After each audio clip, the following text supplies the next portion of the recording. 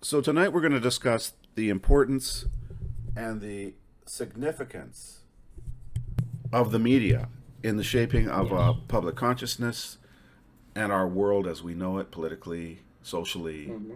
etc. And both of Mm-hmm. us are a little bit older. Mm-hmm. For example, we both grew up before the internet was even publicly available, Yes. and we've seen what's happened since 1995, That's right. lived through it, Mm-hmm. where a lot of younger generation have not known any other way. Mm-hmm. They were born with a cell phone in their mouth That's right. instead of a Not silver silver spoon. spoons. That's right. What were your experiences like in that process? Well, I I was exposed, readily exposed, during the early days of the internet, namely the early 1990s, Yes. where the internet was new, was the next frontier. Not a whole lot of regulations. There's no such things called social media. There are Yes. chat rooms and, you know, posting boards and so on to share ideas with the like-minded. For example, if you're into chess playing. Mm-hmm. You can join various different chess discussion boards online Mm-hmm. and chat to other like-minded people who are also passionate into those activities. Yes. Similarly, there are other groups like hockeys and vinyl records, music lovers, so on and so forth. Back in those days, I realized that based on my personal experience, people are more friendly, if not genuine. Of course, It's kind of like you can never. having a club activity. That's right. And those people who, even though you don't see them face to face, virtually over the internet during the early days of the internet, where, technology was still not very mature and the cost of additional peripherals and hardwares are sky high. But nevertheless, people are fairly friendly and more forthright. They're willing to share ideas with you. They're very passionate. They're willing to give you their best ideas. Absolutely. Uh, yes, Would you say that out of good intention. yeah, would you say that the internet had an extremely positive influence as far as building communities, which normally Correct. normally it would be difficult. For example, That's if your right. niche hobby was building models of 19th century steam engines or something, Yeah. you might not have too many people in your neighborhood that you could get together with to do that. And Correct. that in the past you'd have to use writing letters or something. That's But all right. of a sudden, the internet allows for people to get together, and then they could make videos, and then they could even link up and have meetings where all the That's right. people that were into that activity would travel, once every summer, Exactly. and it would be Exactly. building wonderful and joyous communities of shared interests and so on, and Precisely. that's still on the internet everywhere. It's almost like the backbone of the internet. All these model clubs and True. philosophy chats or games of Hmm. certain sorts. Of course, unfortunately, a lot of it is what I would consider frivolous and even perhaps violent gaming. Hmm. Unfortunately, but there's always the good with the bad. There's both That's polarities. right. There's both polarities, and of course, there's all kinds of what we would consider deviant activities where people get together to engage in their fetishes and their That's right. perhaps even self-destructive behaviors. Hmm. And so we do have the positive and we do have the negative. Correct. However, we can't say that free will is being curtailed. That's right. It's at the Wild West. Everybody is free to express their own interests, whatever they may be, with others that they can now find. Hmm. Hmm.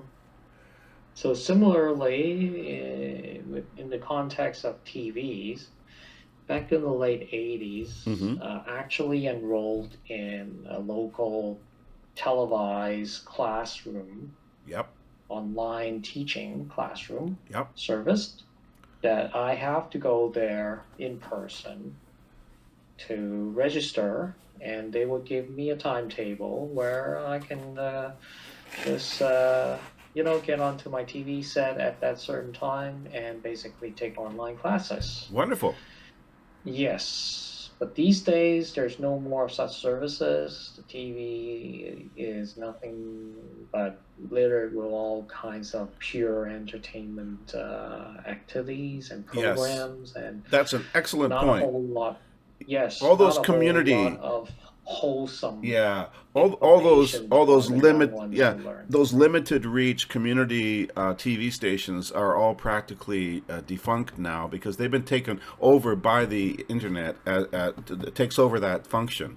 Like it That's used to right. be that you had small community TV shows where you could even, talk about controversial subjects, Correct. or niche groups such as our First Correct. Nations could do their cultural expression, That's right. Or or have their own radio station, have yes, their own little TV broadcast yes, stations, and so on. so These yes, days, even these small community-based broadcasting services have been yes. taken over by the conglomerates, Well, by the big I ones. hope that that is I hope that that kind of problem is what we are now going to be stopping, because there's always been from the earliest days of media this attempt to stop community-based and individual-based activity, to constrict a freedom of expression, and to limit your ability to find friends, and do activities with them that are joyous and spiritual, or at least character building and positive, and it's virtual. I must Mhm. say that, but often what it would lead to is in person events and organizing later.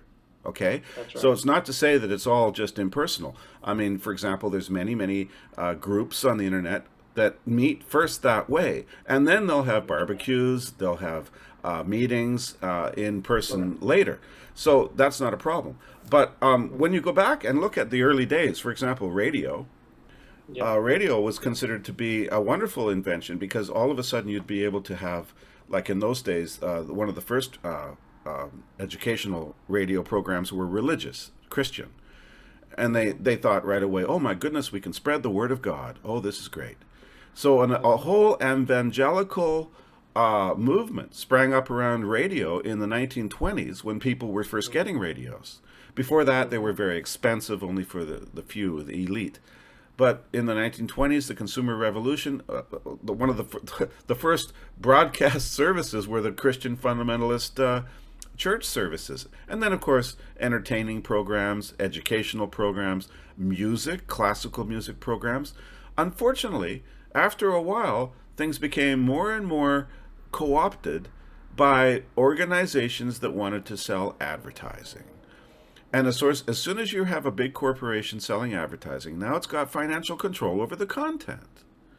That's So right. they're going to say, "Oh, you can't make a show on communal living. That's communism. You can't talk about bartering products in your community. Oh no, we can't do that because we're Procter and Gamble, and we're going to sell products, and we don't want people sharing. We want people consuming." So as Correct. soon as you have sponsors, as soon as you have money, and that's what ruined radio. Right. Pretty soon, it was not for the education of the masses. People couldn't Yeah. interact and get together using that medium. It just became a massive entertainment, lowest common denominator thrill show for Hmm. selling advertising and consumer products.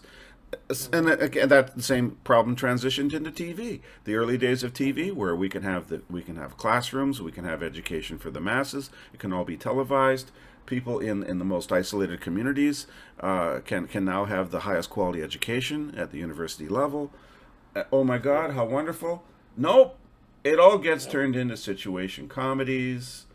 It gets turned into it just becomes more powerful forms of advertising. where you can have half-naked girls lounging on the fronts of gigantic automobiles. By the way, they can't do that anymore because the hood of the car isn't big enough. Mm-hmm. But they used to have them just sunbathing there on the deck, you know. Right, It on was, a massive American V8. yes, amazing, amazing. You practically lie there all day and soak up the rays.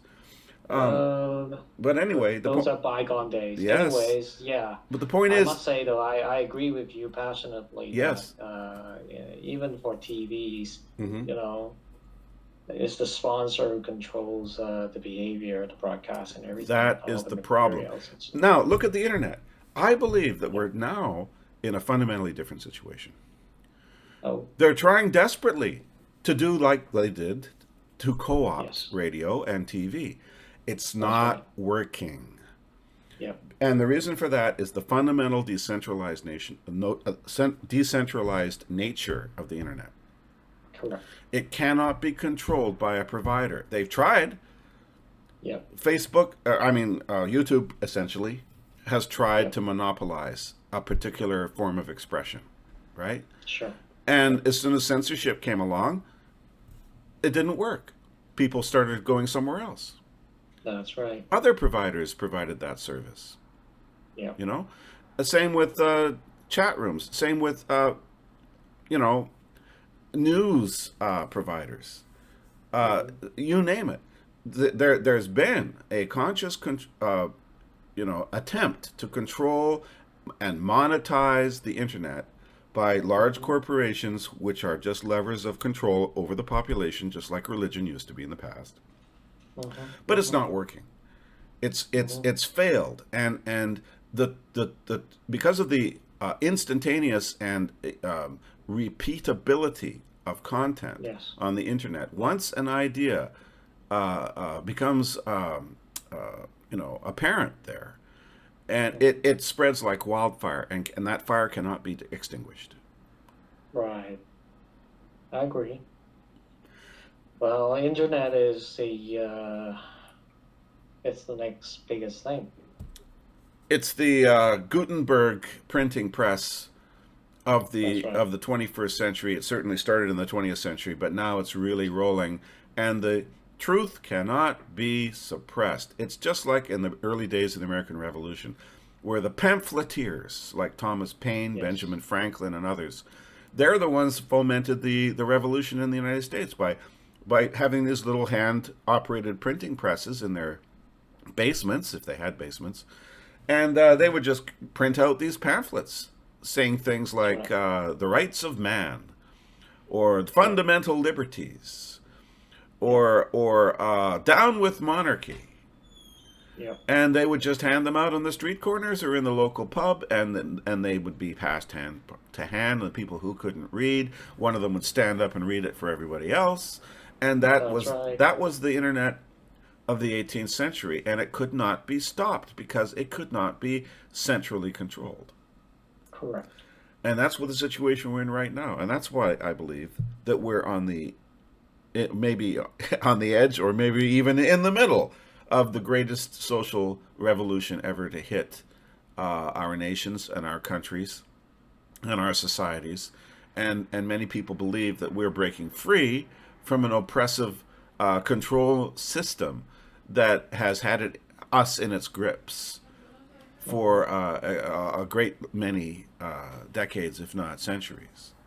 Yes. And that the fundamental number one reason for that is the internet.